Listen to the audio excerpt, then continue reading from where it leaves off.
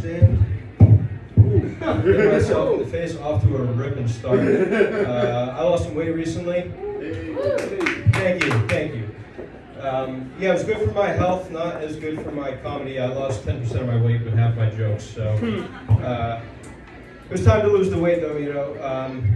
It was pandemic weight, and the pandemic's over now. People say it's not, but random people at bars and concerts are still asking for hit of my vapes. So as long as that's happening, the pandemic's over to me. Yeah, I found it was a little bit easier now than I imagined it might be, mainly because a lot of people are trying to lose weight right now. I don't really know anyone who's in the best shape of their life post-COVID. Not saying those people aren't out there, just none of them are on my couch smoking weed with me the past couple of years, so I'm not aware of them. Shout out to weed. I love weed.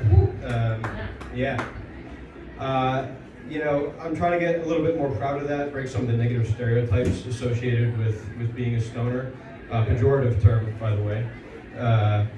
But people like to think that stoners forget stuff all the time. Like you invite somebody who smokes weed somewhere, you think they're gonna forget everything except their weed.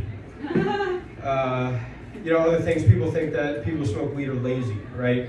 I personally really love doing housework while I'm stoned, so people think that's a little bit crazy. I find it to be therapeutic, honestly. It does get a little bit confusing for me. It gets complicated, like when I start separating my trash into lights and darks. Tried to start changing the batteries in my silverware. I tried to put the oven on a self-clean the other day. I thought I did. 4 hours later, I came back. Turns out I put it on the same setting as my brain, which was bake at 350. So love weed. Great living here in California. There's a lot of great stuff going on here. We have a lot better than a lot of the rest of the country, frankly. I lived in DC for a while. Weed there, it's illegal to sell it still, but you can buy it legally now. That's the law our city full of politicians sat around, discussed, and drafted and passed, thinking it was a good idea. They did write in a loophole though. You allowed to give people weed for free. They call it gifting, and so dealers exploit this loophole by selling other things, and they'll give you weed as a gift with this other thing that they buy. And as you can tell, it was a lot easier when everything was just illegal. Right, I get angry text back, Aiden, I'm not selling weed anymore. I'm selling Ziploc bags. Snack bag's $40, Ziploc freezer bag is $200. If you buy a bag, you get a gift of weed right in the bag. Very convenient stuff. Another person would sell Yu-Gi-Oh cards. I didn't play Yu-Gi-Oh growing up, so this was super fucking confusing. I get texts like, your options are Blue Eyes White Dragon or Exodia, and I never had any clue if they were talking about weed or Yu-Gi-Oh cards. And I was always too embarrassed to ask, so I wound up smoking more Yu-Gi-Oh cards than I'm comfortable discussing. Speaking of Yu-Gi-Oh, I have a friend who has a lot of trouble hooking up with girls, and it's kind of become the only thing that we talk about lately. I have a girlfriend of 5 years, so when I have these conversations with him, I kind of feel when I'm talking to him about this, like I feel when I talk to bald people about my hair. It's like, no matter what I'm saying, I'm just punching down. Even if I'm trying to be nice, there's no getting around it. And we were in this situation the other day where he was telling me about this girl that he's talking to, and he get a text from her right then and there. And she said, I'm excited for our date appointment later. I was like, all right, man. And he said, no, she texted me earlier that she can't hang out tonight. So this was clearly intended for somebody else.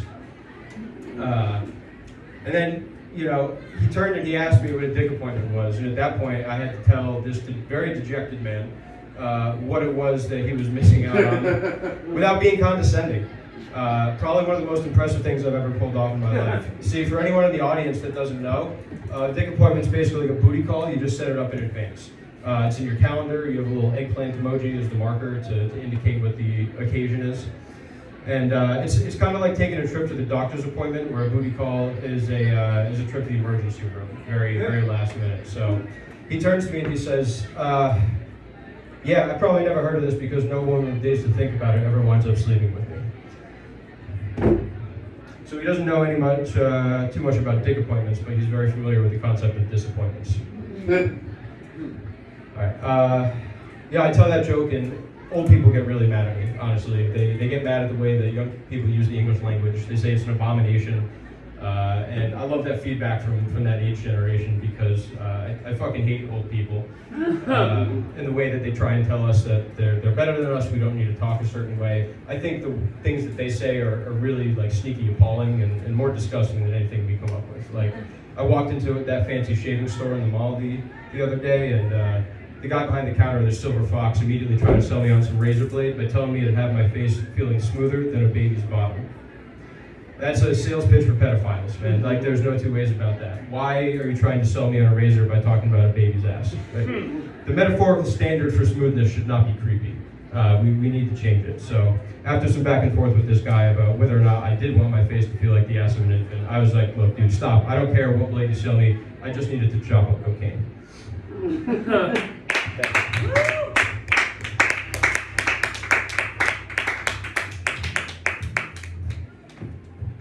Give it up for Aidan McCarthy.